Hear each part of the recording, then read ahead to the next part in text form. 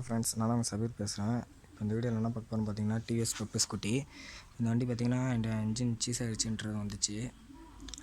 பார்த்தீங்கன்னா வண்டி பிரித்தது பார்த்தீங்கன்னா ஒரு இங்கே பாருங்க, நம்ம ஆட்ராஸ் அதெல்லாம் எதுவும் பண்ணல, மெயின்டெனன்ஸு இல்லைன்னு நான் நினைக்கிறேன். கஸ்டமர்ஸ் இது புது தெரிஞ்சவங்க இந்த இதே நான் எதுவும் கேட்டுக்கல. வண்டி பார்த்திங்கன்னா வாட்ராஸ் கூட பண்ணேன். ரொம்ப டஸ்ட்டாக இருக்குது பாருங்கள். இன்ஜின் சீஸாக இங்கே பாருங்கள், ஆயில் ஓவராக ஆயில் எல்லாம் ஓட்டணும். இங்கே பாருங்கள், ஆயில் எல்லாம் வெளியே வந்துருச்சு. பார்த்திங்கன்னா நீங்களே பாருங்கள், கீழே எல்லாம் ஆயில் பாருங்கள். மற்ற முடிஞ்சதே நான் காட்டுறேன். நான் இன்னும் இந்த வண்டி பிரிக்கலை. பார்த்திங்கன்னா போர் சீஸ் ஆகிடுச்சு. வண்டி நான் சவுண்டு கூட உங்களுக்கு காட்டுறேன்.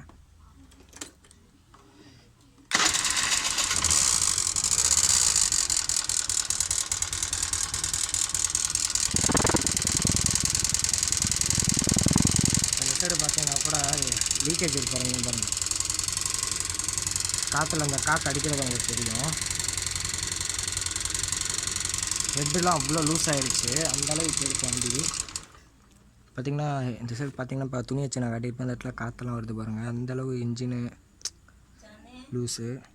இப்போ பார்த்திங்கன்னா நான் துணி வச்சு காட்டினேன். அது எதுக்கு காட்டினேன் பார்த்திங்கன்னா, ஹெட்டு நட்டெல்லாம் லூஸ் ஆகிடுச்சு.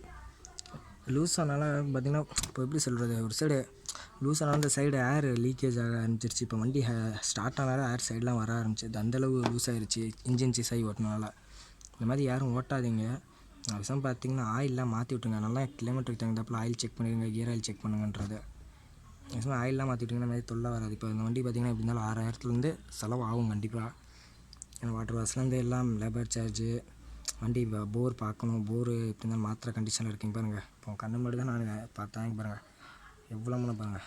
ஓட்டு நான் தொட்டச்சு எடுக்கிறதுக்கு எவ்வளோ மண் வருது. அது மாதிரி யாரும் இதெல்லாம் ஓட்டாதீங்க. ஓட்டினீங்கன்னா அந்த மாதிரி செலவு பண்ணுற மாதிரி பைக்னாலும் சரி, ஸ்கூட்டினாலும் சரி, வாட்டர் வாஷ், இந்த ஆயில் செக்கப்பிங் எல்லாம் பண்ணிடுங்க. கிலோமீட்டர் தான் இல்லை, எப்படி சொல்லுவாங்க, மறந்துட்டோம் ஒரு கிலோமீட்ரு, அதனால இது பண்ணிடுங்க. உங்களுக்கு அவ்வளோ சீக்கிரம் போர் சீஸ் ஆகாது. இது மாதிரிலாம் பண்ணிங்கன்னா நீங்கள் பாருங்கள், இந்த மாதிரி ஆகிறது தான். யாரும் சீஸ் ஆகிற அளவு வண்டி இது மாதிரிலாம் ஓட்டாதீங்க. நட்டு எல்லாம் வெளியே வர மாதிரியும் ஓட்டாதீங்க. எந்த கிலோமீட்டர் ஆயில் மாற்றி சர்வீஸ் பண்ணிடுங்க. Thanks friends.